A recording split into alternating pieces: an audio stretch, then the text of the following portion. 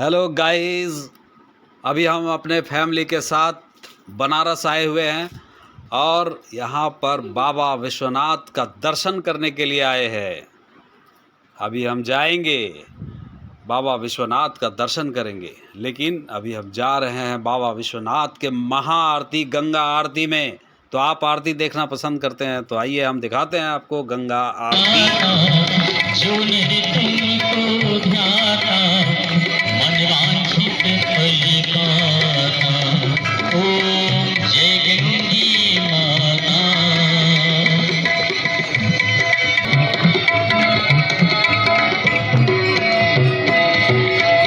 जलदृश्य ज्योति तुम्हारी जल निर्मल आता मिया, जल निर्मल आता सोनर तर जाता।